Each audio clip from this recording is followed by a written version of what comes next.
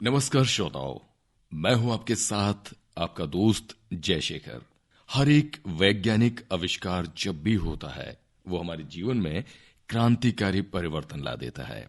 ये आविष्कार नित नई सुविधाओं को बढ़ावा देते हैं, हमारे जीवन को सुगम बनाते हैं, हमारे जीवन को आसान बना देते हैं और हमारा जीवन सरलता के साथ बहने लगता है उन आविष्कारों के साथ।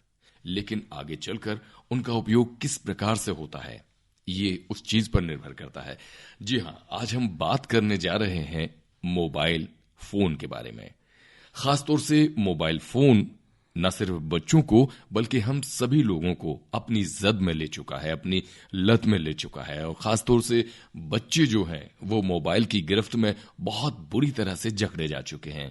तो बच्चों को लेकर मोबाइल से संबंधित महत्वपूर्ण जानकारी के लिए आज हमारे साथ हैं बुंदेलखंड मेडिकल में पदस्थ परामर्शदाता अनुपम बोहरे, और जो हमें बताएंगे कि मोबाइल और बच्चों का आपसी तालमेल कैसा होना चाहिए।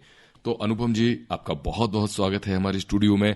धन्यवाद। और सबसे पहले हम यही जानना चाहेंगे कि मोबाइल तो एक सुविधा है, फिर ये समस्या कैसे बना? देखिए, वास्तव में क्या है कि आज के परिवेश में अब हम मोबाइल को नहीं चला रहे हैं, मोबाइल हमें चला रहा है। या हम यूं कहें कि अब हमारे बच्चे जो हैं वो मोबाइल नहीं चला रहे, मोबाइल हमारे बच्चों को चला रहा है। तो कहीं ना कहीं एक बहुत बड़ी समस्या है जो हमारे समाज में और हमारे परिवार में आ चुकी है। अनुपम जी, बच्चों को जिम्मेदार ठहराने के पीछे क्या हम अपने आप को भी दोषी पाते हैं? जी, ये अगर हम आपसे ही प्रश्न पूछें कि आखिर बच्चों को मोबाइल दिया किसने? बच्चों को मोबाइल दिया पेरेंट्स ने ही। हम अगर थोड़ा सा पीछे जाएं तो दादा दादी या पेरेंट्स बच्चों को पहले कविताएं सुनाते थे, मछली जल की रानी है, जीवन उसका पानी है, जिनके हाव भाव बच्चे देखते थे। लेकिन आज आप देखेंगे कि 6 माह का बच्चा है, उसके सामने वीडियो चला के दे दिया जाता है, मछली जल की रानी है, लो तुम अपना सुनो या कविताएं सुनो। आप मानेंगे नहीं, मैं हॉस्पिटल में हूं, बुंदेलखंड मेडिकल कॉलेज में। मैं वहां देखता हूं कि जो बच्चे 1-1 महीने के बच्चे हैं उनको चुप कराने के लिए सामने स्क्रीन रख दी जाती है और वो बच्चा चुप हो जाता है। लेकिन अगली बार जब वो रोएगा तो उसको फिर वो मोबाइल चाहिए, मोबाइल स्क्रीन ही देखनी है, तभी वो चुप पहले होगा। तो माएं लोरियां सुनाती थी और बच्चे चुप हुआ करते थे, लेकिन आज हम अपनी जान छुड़ाने के लिए, अगर ये कहें तो कोई बुरा नहीं होगा, हम मोबाइल का सहारा लेने लगे और मोबाइल ने बच्चों को गिरफ्त में ले लिया है। जी बिल्कुल, बहुत अच्छी बात कही आपने कि पहले माँ लोरियां सुनाया करती थी, अब उन माँ की लोरी की जगह मोबाइल ने ले ली है। तो आप सोचें कि बच्चा मोबाइल से प्यार करने लगेगा कि माँ से। जी, आजकल के जो थोड़े से और आगे बढ़ते हैं बच्चों को, तो बच्चे पढ़ाई में भी उसका सहारा ले रहे हैं। कहाँ तक ये बात आप बताएंगे कि जो मोबाइल की स्क्रीन से हम पढ़ते हैं, चाहे वो पत्रिका किताब ही क्यों ना हो, नोट्स क्यों ना हो, उसकी याद रखने की क्षमता कम होती है। अगर हम पन्नों से पढ़ते हैं, कागज की किताब पर पढ़ते हैं, तो उसको ज्यादा समय तक याद रखा जा सकता है। बिल्कुल, जैसे हम आपको बात करें कि हमारा जो मस्तिष्क है उसकी बनावट ऐसी होती है कि हमें किसी भी तरह में सुख की अनुभूति तब होती है जब हमारे मस्तिष्क में एक डोपामाइन करके केमिकल से वो रिलीज होता है। बिल्कुल।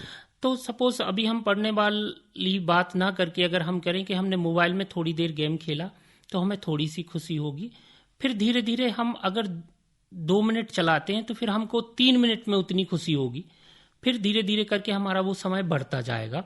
तो हम इस तरह से धीरे धीरे उसकी गिरफ्त में या उसके लत में आते जाएंगे जी। और हम जाके एक लंबा समय मोबाइल के साथ देने लगते हैं। जहां तक आपने कहा कि याददाश्त की कमी, तो मोबाइल के अगर हम नुकसान के बारे में बात करें तो ये हमें शारीरिक तौर पर, मानसिक तौर पर और आर्थिक तौर पर, क्या बात तीनों तरह से हमें नुकसान करता है। हम बात करें अगर शारीरिक तौर पर तो सबसे ज्यादा आंखों को प्रभावित करता है।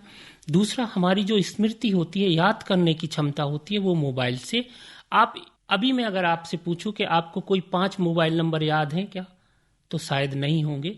और जब हम लैंडलाइन फोन का उपयोग किया करते थे तो हमें बहुत सारे नंबर याद होते थे। क्यों? क्योंकि हम उसकी जरूरत ही नहीं समझ रहे, या यूं कहें कि हमारी याददाश्त उतनी अच्छी नहीं रहती, मोबाइल के ऊपर निर्भर हो गए। जी।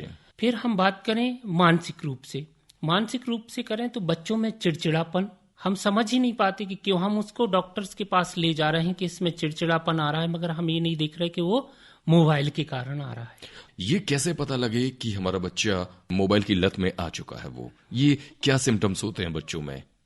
हाँ, देखिए, मैं एक चीज आपको बताऊंगा। जैसे खाना खाते समय बच्चा आपका मोबाइल देखता है, आप देखोगे कि जैसे ही आप मोबाइल को हटाओगे, बच्चा प्लेट सरका देगा, पेट भर गया, और मोबाइल चालू रहेगा तो वो खाना खाते रहेगा, बहुत अधिक खा लेगा। यानी उसको जी ये पता नहीं होता कि कब हमारा पेट भर चुका है और कब हमको कितना खाना है। तो हम इस तरह से देख सकते हैं कि हमारा बच्चा अब बिना मोबाइल के खाना ही नहीं खाता है।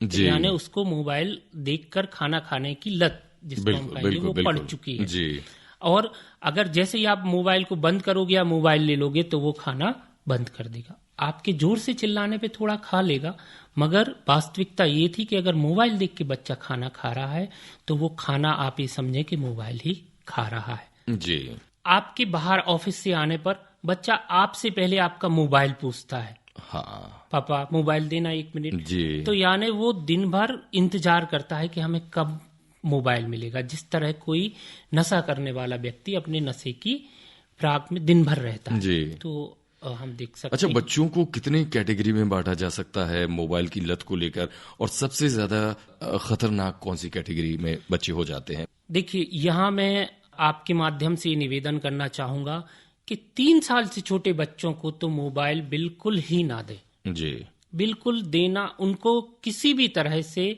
ना उनको जरूरत है। जी जहां तक मुझे लगता है, नहीं, शायद बिल्कुल आपको बिल्कुल भी लगेगा, बिल्कुल सही। 3 साल जी से छोटे बच्चों को मोबाइल की कोई जरूरत नहीं है, जी उन्हें किसी भी स्थिति में ना दे। जी उसके बाद अगर हम चलें कि कुछ बच्चों को जो है एजुकेशन के लिए या क्लासेस के लिए उनको मोबाइल उपयोग करना है, तो हम ये देखें कि बीच बीच में हम उस बच्चे का मोबाइल भी चेक करें। ये भी देखें कि उसमें कुछ इस तरह के पासवर्ड ना हो जो केवल बच्चे को पता हो। हम एक निश्चित करें, हमें ये बताना होगा कि आपका समय खत्म होता है अब।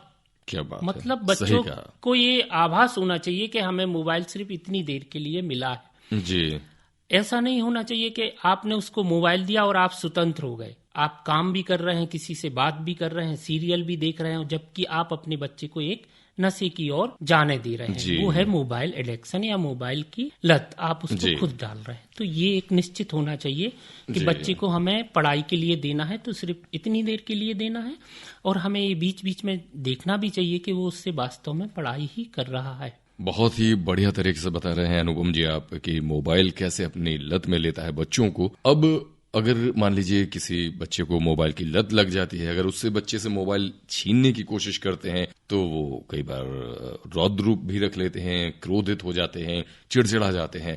तो ये लत बच्चों से कैसे छुड़ानी चाहिए? बिल्कुल, बहुत अच्छा प्रश्न किया आपने। सबसे पहले तो मैं ये कहूंगा कि ये लत डालने वाले भी हम ही हैं। जी आज पेरेंट्स से अगर एक दिन बोला जाए कि आप एक दिन मोबाइल का उपवास कीजिए तो शायद वो मना कर देंगे, भूखे पेट रहेंगे मगर मोबाइल के बिना नहीं रह सकते। जी तो सबसे पहले पेरेंट्स को एक अच्छा उदाहरण बनना होगा। बिल्कुल सही। एक छोटा सा मैं बताता हूं कि मान लीजिए आप अपने फ्रिज पे लगा दीजिए कि घर में आने के बाद 3 घंटे कोई मोबाइल नहीं चलाएगा, और वास्तव में आप देखिए कि अगर आप जो भी घर में आए 3 घंटे मोबाइल नहीं चलाएगा तो कितनी शांति आपको मिलेगी। ये हो गया। दूसरा, भय बिन प्रीत ना होत गुसाई। बिल्कुल। थोड़ा सा डर भी बच्चों के सामने आपको रखना पड़ेगा। चौथा, आपकी जो होम स्क्रीन है, मोबाइल की होम स्क्रीन है, उन पे फालतू के जो ऐप हैं वो जी। जरूरी नहीं है, इनको होम स्क्रीन पे मत रखिएगा। सही। क्योंकि आप किसी को फोन लगाने के लिए फोन उठाते हैं और व्हाट्सएप में चले जाते हैं, वो चलाते रहते हैं, फिर आपको याद आता अरे फोन लगाने उठाया था, सही कहा आपने। फोन लगाया। तो इन चीजों को हम होम स्क्रीन पे ना रखें। दूसरा सबसे बड़ा कारण है कि हम बच्चों को वास्तव में समय नहीं देते। बिल्कुल सही कहा आपने। बच्चों को जितना ज्यादा से ज्यादा हो समय दीजिए। समय देने के लिए आपको अलग से कोई समय नहीं निकालना है। खाना खाते हैं आप, बच्चों को साथ बिठा लिए। पूजन पाठ जिस भी आप धर्म के हैं, बच्चों को साथ बिठा लिए।